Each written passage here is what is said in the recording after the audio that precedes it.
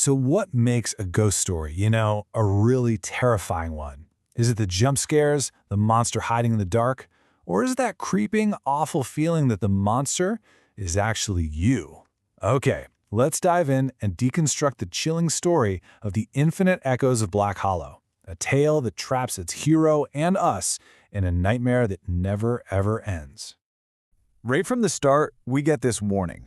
And this isn't just some spooky local legend. This is the core promise of the entire story. It's telling you straight up, this isn't about surviving. It's about being changed into something else, something you can't come back from. Every great horror story needs a perfect trap. So let's break down how Black Hollow builds its trap, starting with the way it completely and methodically isolates our main character, Alex. Look at this.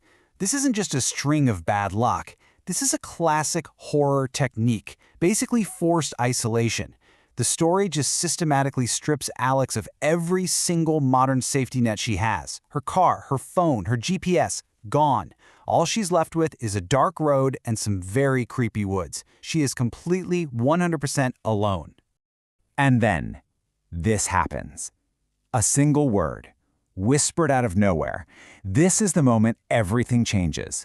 With that one sound, we pivot from a simple survival story, a woman stranded, to a full-blown supernatural haunting. The threat is no longer just the woods. It's something personal. It's something that knows her name. So when the rain starts pouring and this old abandoned house just appears out of the gloom, it feels like a rescue, right? It seems like Alex is making a choice to get out of the storm. But it's all an illusion. She isn't choosing to go to that house. She's being led there. The whisper, the storm, the breakdown, it's all part of a trap that's been set for her. All right, so once she steps inside, the story shifts gears again. Now it's a mystery, and we're right there with Alex, acting as detectives, trying to piece together a series of clues that just don't make any logical sense. So, the first piece of the puzzle is devastatingly simple. A dusty old family photo. But when she looks closer, she sees a little girl standing in front of this exact house, years and years ago, and the girl looks exactly like her. I mean, this is huge. It tells us right away her being here is no accident. This place has a history with her, even if she has no idea what it is. This is where the story gets really clever, because it's using a psychological concept called the uncanny. See, the horror of the photo isn't that it's just some random creepy picture. The horror is that it's familiar. Seeing your own face in a past that you don't remember, it's just this deeply unsettling feeling. It's like a violation of who you think you are. And just as her mind is reeling from that photograph, clue number 2 arrives. An old radio in the corner suddenly crackles to life all by itself. Now this is a big deal. This is no longer a passive haunting with just weird vibes. This is an active communication. It's a direct message from whatever's in that house. And what a message it is. Super fragmented, super creepy. Who is he? Why is he watching? The mystery just gets deeper and deeper, and now there's this awful feeling that she's being watched. And then comes the final, undeniable proof.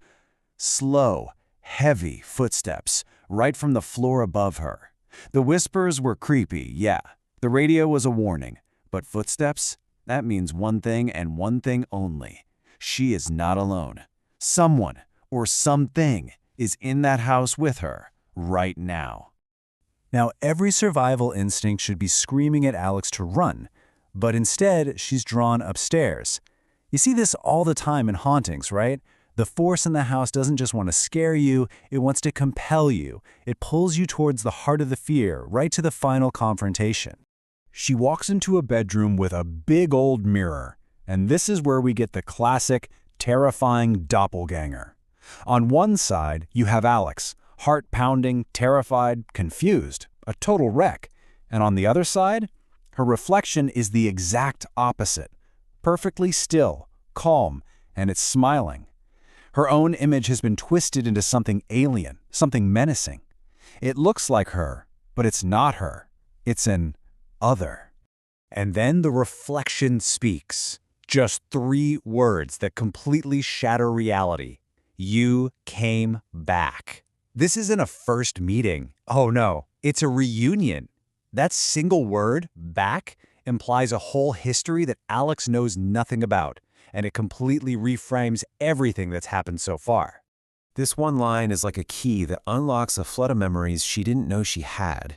Running down these hallways as a kid, the feeling of being left behind, the fear of the woods, and the horrifying realization hits her. She didn't just stumble upon this house. She's from here. She never really left. So how does it all fit? The photo, the radio, the reflection that talks. What is going on? Well, this final section is where we get the story's brilliant and absolutely horrifying central mechanic, the infinite echo. Okay, here it is, the big twist. The thing that's been haunting Alex, the girl in the mirror, it's not some other ghost, it's a past version of herself trapped in that house. And our Alex, the one who just walked in the door, she's about to become the next ghost, the next link in an endless chain. So this is the terrifying loop. Step 1. A new, totally unaware Alex arrives, stranded and alone. Step 2. The whispers from her past self lure her to the house for safety. Step 3. She goes inside and confronts the trapped, former version of herself. And finally, Step 4. In that confrontation, she takes her place. She becomes the next echo, doomed to wait for the next version of herself to show up. The end is the beginning. It's a perfect, closed circle. This line right here, this is the transfer. It's a sentence being handed down. The old Alex is, in a way, set free, and the new Alex becomes the haunter. The cycle completes itself, only to immediately start all over again. So why is this story so incredibly effective? I mean, why does it stick in your head long after it's over? Well, it's because it taps into this very specific, very modern kind of fear. This story is a perfect example of what we can call cyclical horror. The real terror isn't that something awful happens to Alex just one time. It's the absolute soul-crushing certainty that it's going to happen to her again and again and again forever. There's no escape because time itself is the trap.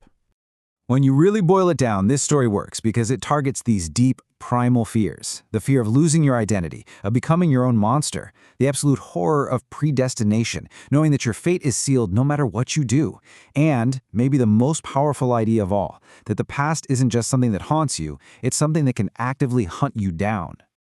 Ultimately, the true genius of Black Hollow is this final thought. The ghost that Alex meets in that mirror isn't a memory of who she used to be. It's a chilling, unbreakable promise of who she is about to become. And that leaves us with one last haunting question to chew on. In a perfect, repeating loop of fear, is there any way out? Or is Alex, in all her infinite forms, just destined to whisper her own name in those woods forever?